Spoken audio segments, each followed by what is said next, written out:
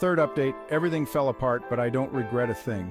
I wish I could say that things worked out after my last update, but they didn't. In fact, everything has completely fallen apart. A few days after my meeting with HR, Amanda came into my office with tears in her eyes. She handed me her resignation letter. She said she couldn't take it anymore, the constant pressure from her ex, the sideways glances from our colleagues, and the whispers behind her back. She felt like she was dragging the company down, and as much as she appreciated my support, she didn't want to be the reason I lost my job. I begged her to reconsider, but she was resolute. She walked out that day and left the company, and I haven't seen her in the office since. I thought things would calm down for her after she left, but I was so wrong. Without the workplace as a target for his harassment, Amanda's ex-husband became even more unhinged. He couldn't control his rage now that he couldn't sabotage her career. The man stalked her, harassed her, and finally, he attacked her. I got the call from her best friend late one night telling me Amanda had been violently assaulted. Her ex ambushed her outside her apartment. He beat her so badly that she ended up in the hospital with broken ribs, a fractured arm, and severe bruising. I could barely process it. This was what I'd been trying to prevent all along, and it still happened.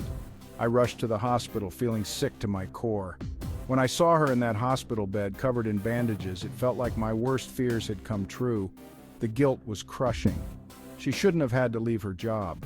The company should have protected her from him, not given him more power by forcing her out.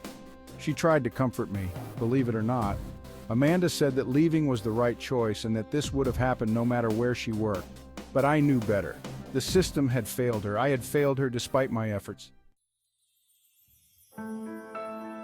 Her ex-husband was arrested immediately after the attack.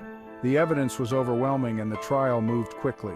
He was convicted of aggravated assault and he's going to prison for a long time.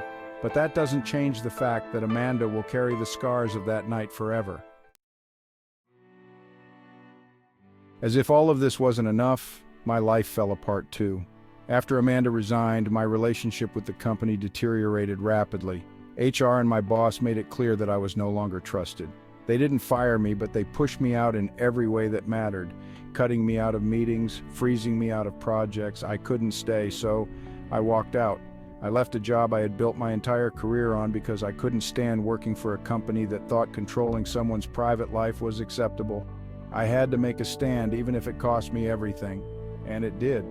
My wife, who had been growing more distant ever since the drama with Amanda started, finally packed her bags and left.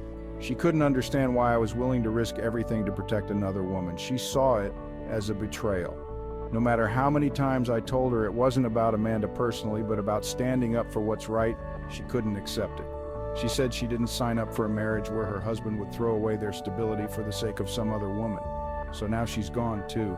My life is in absolute shambles. I've lost my job, my wife, and most of my friends. People who used to support me have distanced themselves, saying I took things too far.